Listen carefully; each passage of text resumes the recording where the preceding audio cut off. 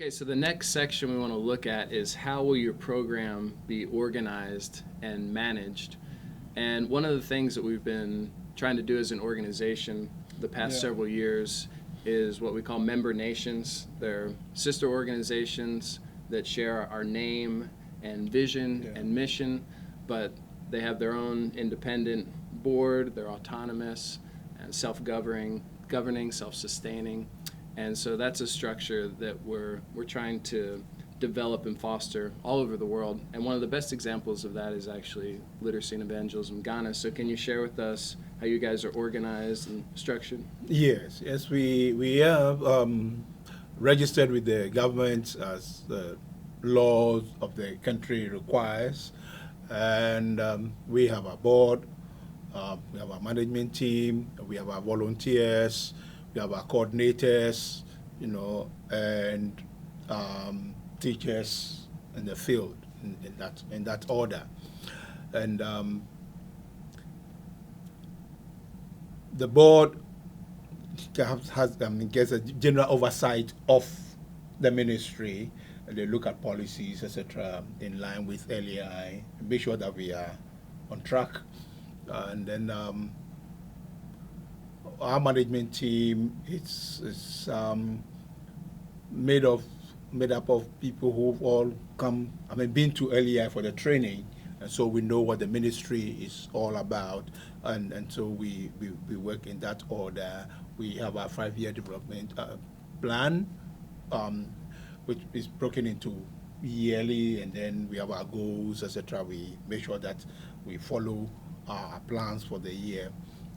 We submit our programs to the board, and they look at our programs, and then if they have any inputs, they put in there for us. But we also report our activities to the board. That's one very important thing. The board will not let us go without really reporting things to them and giving them programs. So all our plans and everything is given to the board. They meet quarterly, and management, we meet once a month. We also have our annual retreats, where we move out, stay somewhere, pray for our ministry, etc., and then also plan for the following year. And each person specialize in one area or the other of the literacy ministry. And so there's one person who specializes in English language ministry, and so when it's a program, a training for English language ministry, she leads, and we all take various roles.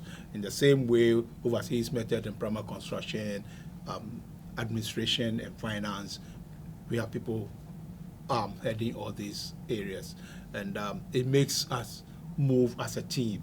We work as a team, and